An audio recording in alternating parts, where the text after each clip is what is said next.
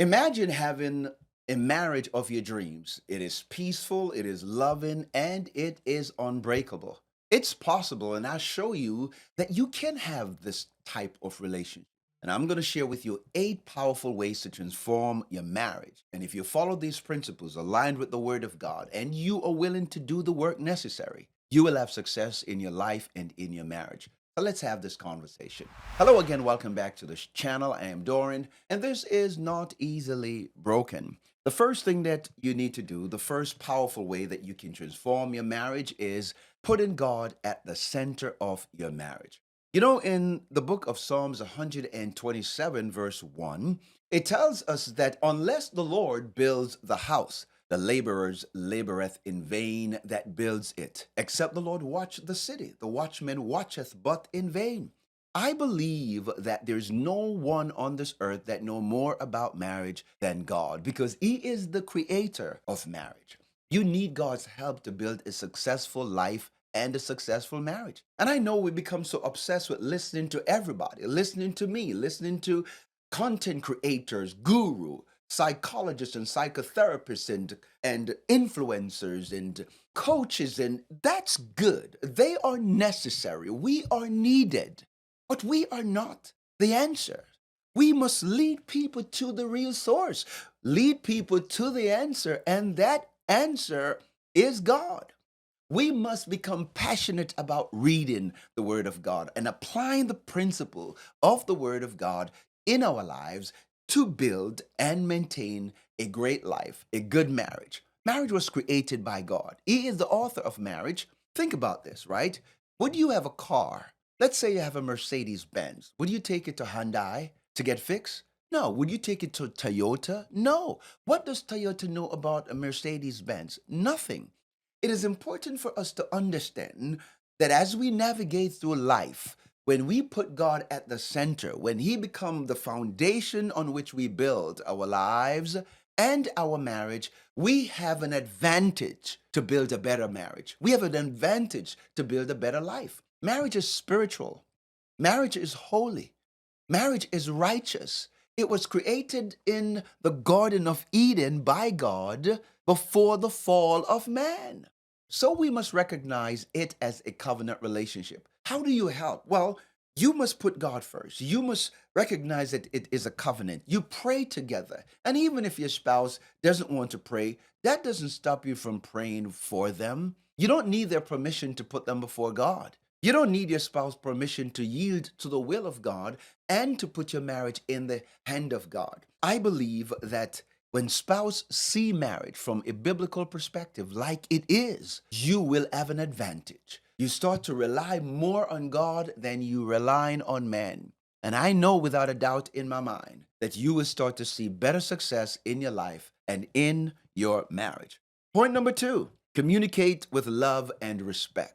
In Colossians chapter 4 and verse 6, it tells us, let your conversation always be full of grace, seasoned with salt, so that you may know how to answer everyone. Communication is a big problem in marriages today. Most people just want to hear themselves talk. And the reality is, good communicators are great listeners. You will never be able to build a successful marriage unless you know how to communicate. As a matter of fact, we often say that in order for you to create, you must learn how to communicate. Why is that important? Well, if you don't get the data, if you don't get the information, you cannot make a conscious or an informed decision as to how to treat your spouse better.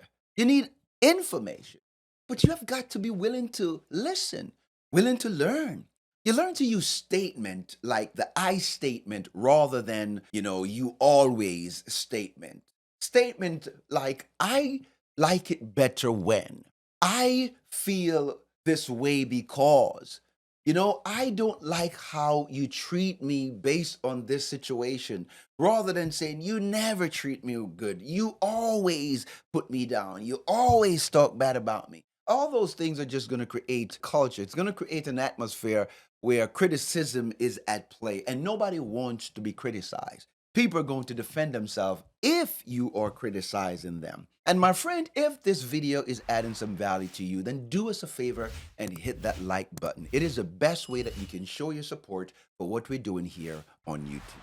Number three, forgive freely and quickly. In Ephesians chapter 4 and verse 32, it tells us, be kind and compassionate one to another, forgiving each other just as in Christ God has forgiven you. There is no love without forgiveness, and there is no forgiveness without love. Yes, love always lead the way. But forgiveness is important, and it is a necessary part of building a successful marriage. Forgiveness is part of a successful relationship. It does not mean that you're giving your spouse the green light to just treat you whatever way. No, that's not what it's about. To whom much is given, much is required. They too must show up and become the best version of themselves so that they can be better equipped to love and serve in the marriage. However, it is absolutely important for forgiveness to take place in the relationship. Why forgiveness is important? Well, I'm going to tell you why. Because forgiveness, it helps to restore peace, and unforgiveness create bitterness. It is not about you being bitter. It is about you getting better. And in order for you to get better, you have to let go that pain, that anger, that frustration, that resentment. Forgiveness. It means that you are learning how to build character. You are learning how to level up in your ability to show yourself more capable of understanding that I'm not in this for you to take advantage of me, but I'm also not in this to become toxic because of what you did to me. And so I believe that the best apology is a changed behavior. And so if someone is serious about growth, they're serious about change, they're serious about becoming better, then you have to forgive. You have to grow, you have to learn, and you have to become better. All right? Point number four, make your spouse a priority. I believe that when you get married, you leave and cleave to your wife, your spouse become the best. I believe they become the most important person in your life. I believe that they should be your top priority. But I don't believe necessary that your spouse is your number one priority. And let me just fix that for you. I think that after God, you have to become the next valuable person in your life. Because if you're not good to you, you're not good to your spouse. If you are not good for yourself, then how can you be good for another human being? You cannot give from an empty place. You cannot pour from an empty cup. The relationship that you have with your spouse, it is a reflection of the relationship you have with yourself. And until you get better, your marriage will never be better. And some people are giving and giving and giving and giving and serving and keep on serving until you're running on empty, you're running on fume, and everything just trigger you now. Why? Because you didn't take the time to build yourself up. You don't take the time to grow and become better. The Bible tells us that the scribes and the Pharisees, they came to Jesus and they asked him a question, Master, what is the greatest commandment in the kingdom? Jesus said to them that you must love the Lord thy God with all your heart, with all your mind, and with all your soul. And the second is likened unto the first, you must love your neighbor as yourself. See, loving yourself and treating each other with respect, it is based on how you feel about God, and it's based on how you feel about you.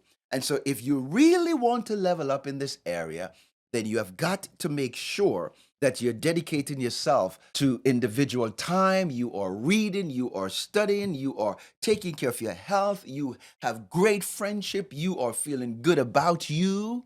And when you do, you will also now feel good about your spouse. Point number five, nurture physical and emotional intimacy. Well, my friend, listen to me. In 1 Corinthians chapter 7 and verse 3, it tells us, husband should fulfill his marital duty to his wife, and likewise, wives should fill their marital duty to their husband. Listen, intimacy is important for marriage. Emotional intimacy is absolutely important. A matter of fact, your wife connect with you more on the relational and on the emotional level. We talked about that in our coaching program, right? In Genesis chapter 2 and verse 23, the Bible tells us that when God presented Eve to Adam. Adam look at Eve and says, "You are bone of my bone, you are flesh of my flesh. I will call you woman because you came out of me." See, Adam spoke into Eve's life because Adam know this without a doubt that relating to her, allowing her to feel connected, allowing her to feel equal to him, allowing her to feel safe, to feel protected is absolutely important to navigate and to create the atmosphere of love and intimacy. And so you have got to express affection regularly, not just physically, but emotionally. It's not just, don't show interest in your wife just when, you want sex. I believe it's important for you to show interest outside of the bedroom. Physical interest, touching each other, holding each other, hugging each other. Yes, spending quality time with each other, turning off the stupid phone. I call this the new marriage killer. Yes, people spend more time on their phone than they do with each other. A matter of fact, some people are often present, but they're not in the moment. They're not connected. They are there, but they're not really there. That is not a great way to act. It's not a great recipe for a successful life and marriage. So you must honor your marriage, honor your marital vows, lean into each other, pay attention to each other, show affection to each other. It is the key to building emotional and physical intimacy. Point number 6, practice faithfulness in every area of your marriage. In Proverbs chapter 28 and verse 20, it says, "A faithful man will abound with blessings." Yes, faithfulness is more than avoiding infidelity. Faithfulness is really about your character. Oh, yes. A matter of fact, if I may say this to you, that to be faithful in your marriage is about being dependable. It's about being consistent. It's about saying what you mean and meaning what you say. I've often maintained that your action must speak so loud that your spouse don't hear a word coming out of your mouth. And a matter of fact, if I may say that, when you start to be disciplined, because discipline is part of a successful marriage, it is a part of being faithful. I also know this, that discipline is one of the fruit of the Spirit. It's really demonstrated in Galatians chapter 5, and I think it's verse 21 and 22. And discipline is a part of the fruit of the Spirit. So to be faithful in your marriage, you must be disciplined. Without it, I'm not sure how you're going to. You must be committed to your marriage. Be intentional. Develop that intensity and be conscious of showing up every day, choosing to serve and to love each other. Okay? Number 7, be transparent and being honest. In Ephesians chapter 4 and verse 25, it says, "Therefore, each of you must put off falsehood and speak truthfully to your neighbors, for we are all members of one body." Transparency builds and promote trust. It promotes emotional safety. It allows you to feel connected. Transparency allows you to feel free to be yourself. I believe that you shouldn't be hiding your phone. You shouldn't be hiding your money. You shouldn't be hiding your text. Your life should be an open book that your spouse can flip the page anytime they want. If they have to hide to love you, that's a problem. If you have to hide to love them, that is a problem. Your life's supposed to be an open book. You are sharing your life with another human being. And if you're sharing saliva and if you're sharing intimacy, if you're sharing sexual connection, then you can share everything about your life. That's just my honest opinion. Share your finances, share your feelings, talk about it. If you have a problem, have a discussion, meaningful conversation. Remember, we talk about communication as one of the key areas that you need to focus on to build a good, successful life and marriage. And finally, number 8, develop and maintain good character. Proverbs 22 and verse 1, it tells us, "A good name is more desirable than great riches, and to be esteemed is better than silver and gold." Now, do we need money? Yes. Do we need silver and gold? Yes. But it is said that if you lose your money, you can gain it back. But if you lose your character, you have lost everything. Character is everything. A matter of fact, let me share this with you, that no one can actually teach you good character.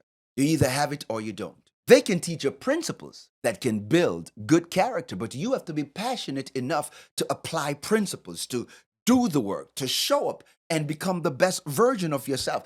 No marriage can be built without good character. So, your moral standards and values are absolutely necessary and important to build a successful marriage. Practice humility and admit when you're wrong. Demonstrate maturity and integrity.